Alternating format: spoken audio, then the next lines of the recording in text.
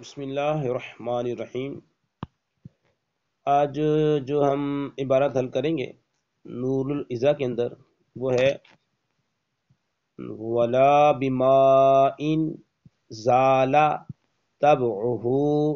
بالطبخ او بغلبة غیرہ علیہ۔ یہاں تک جو ہے نا ایک مسئلہ بیان ہوا ہے، اس کو حل کریں گے ہم پہلے انشاءاللہ۔ دوبارہ عبارت ولا بماء زال تبعه بالطبخ او بغلبة غیرہ علیہ۔ سب سے پہلے ہے واو، جو واو نئے جملے کے شروع میں آئے وہ واو استنافیہ ہوتا ہے۔ یہاں پر جملے کا آغاز ہو رہا ہے تو اس واو کو استنافیہ کہیں گے۔ تمام حروف جو ہے یہ مبنی ہے۔ لا کے بعد جو ہے نا مراکب فلاح والوں نے پوری عبارت نکالی ہے، لا یجوز الوضوء، یہاں پہ نکالا ہے فعل اور فاعل، نیچے مراکب فلاح والوں نے نکالا ہے لا یجوز الوضوء، یہ ہم نکال لیں گے۔ لا یجوز صیغہ واحد مذکر غائب ہے، فعل مضارع مثبت معروف ہے، ثلاثی مجرد ہے، اجوف واوی ہے، اسباب نون نصر ینصر، الوضوء یہ اس کا فاعل ہے، اور با جار ما ان یہ ہے نکرہ، کیونکہ معرفہ کی 7 قسمیں جو ہم نے پڑھی ہیں خلاصۃ النحو کے اندر اور دیگر کتابوں میں، اس میں سے کچھ بھی نہیں ہے، نہ یہ علم ہے، ضمیر بھی نہیں ہے، اس میں اشارہ بھی نہیں ہے، اسماء موصولہ، مورب باللام، مورب بالاضافت، مورب بالندا، تو ثابت ہوا ما ان نکرہ ہے۔ اور قاعدہ ہے کہ نکرہ کے بعد اگر جملہ آ جائے تو وہ جملہ نکرہ کی صفت بنتا ہے، چاہے وہ جملہ اسمیہ ہو چاہے جملہ فعلیہ ہو، کیونکہ آگے آ رہا ہے فعل، زالا فعل ہے، صیغہ واحد مذکر غائب ہے، اور یہ بھی اجوف ہے، اور نکرہ کے بعد معرفہ ہے، یہ مرکبی اضافی ہو کہ ہم نے اسے مرفوع پڑھا کیونکہ زالا کا یہ فاعل بن جائے گا۔ بالطبخی با جار ہے، طبخی مجرور ہے، جار اپنے مجرور سے مل کر بنے گا معطوف علیہ، کیونکہ آگے او حرف عطف آ رہا ہے، او حرف عطف ہے، با جار ہے، غلبتی مصدر مضاف ہے، غیر مضاف الیہ بھی ہے اور مضاف بھی ہے، آگے ہا ضمیر مضاف الیہ ہے۔ غیر مضاف اپنے مضاف الیہ سے مل کر مرکب اضافی ہو کے غلبہ کا مضاف الیہ، اور غلبہ مضاف اپنے مضاف الیہ سے مل کر مجرور بنے گا، اور علیہ حرف جار کے ساتھ ضمیر آتی ہے، ضمیر مجرور متصل ہوتی ہے، علی جار ہا ضمیر مجرور متصل ہوگی، یہ غلبہ کے متعلق۔ غلبہ مصدر اپنے مضاف الیہ اور اپنے متعلق سے مل کر جار کا مجرور، جار اپنے مجرور سے مل کر یہ بن جائے گا معطوف۔ معطوف علیہ جار مجرور ہے تو معطوف بھی جار مجرور، جار مجرور کا تب ہم نے جار مجرور پہ کر دیا۔ معطوف علیہ اپنے معطوف سے مل کر زالہ کا ظرف لگ بن جائے گا، ظرف لگ بن جائے گا، زالہ فعل اپنے فاعل اپنے متعلق سے مل کر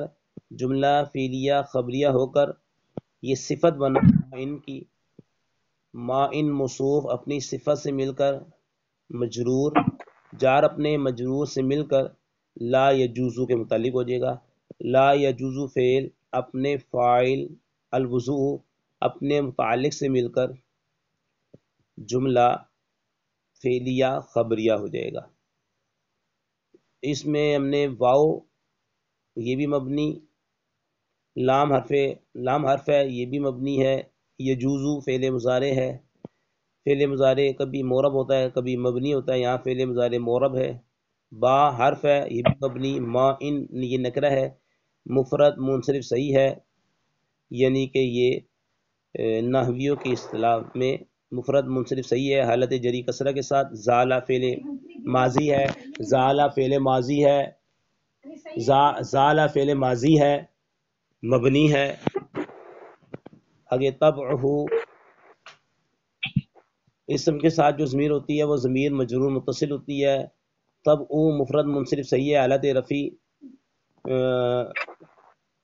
اس کی حالت رفع آ رہی ہے، حالت رفع مفرد منصرف صحیح کی حالت رفع دمہ کے ساتھ آ رہی ہے۔ ہا ضمیر مبنی ہے، با مبنی ہے۔ طبخی مفرد منصرف صحیح ہے حالت جری کسرہ کے ساتھ آ رہی ہے۔ او حرف ہے مبنی ہے، با پھر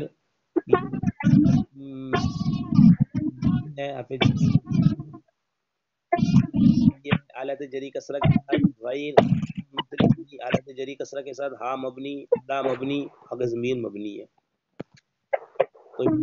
یہ ہوتی ہے ولا يجوز بما ان زال تبعه بالطبخ او بغلبة غیره علیہ۔ اب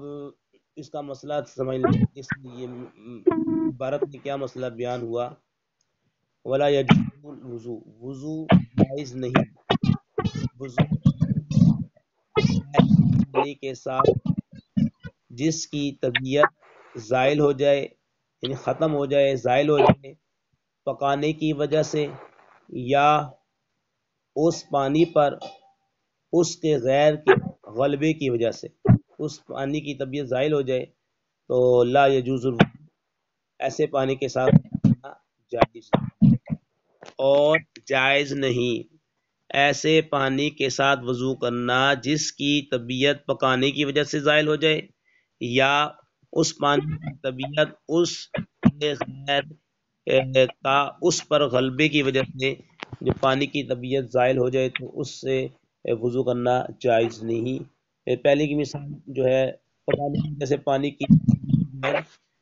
دو چیزیں ہوتی ہیں، پانی کی طبیعت ہوتی ہے رقت اور سیلان۔ رقت پانی کا پتلا پن اور سیلان پانی کے اندر بہنے کی جو صفت ہوتی ہے، یہ پانی کی طبیعت ہوتی ہے۔ اگر ہم نے پانی آلو بنائے اور آلو کا جب شوربہ بنتا ہے پکانے کی وجہ سے پانی کی رقت بھی ختم اور سیلان بھی ختم، پانی کے ساتھ وضو پانی تھا، ہم نے آلو بنائے، اب اس کو پکایا تو پانی کی طبیعت یعنی کہ رقت، پتلا پن، سیلان، بہنے کی صفت ختم ہو گئی۔ اب ایسے وضو کے ساتھ لا یجوز، ایسے پانی کے ساتھ وضو کرنا جائز نہیں ہے، یا اس پانی پر اس کے غیر کا غلبہ حاصل ہو جائے، غلبے کے ساتھ بھی۔ اب پانی کے اندر دودھ ہے، دودھ میں تھوڑا سا پانی ڈالا تو پانی کا غیر اس پر غالب آ گیا، اب پانی کی طبیعت زائل ہوگی،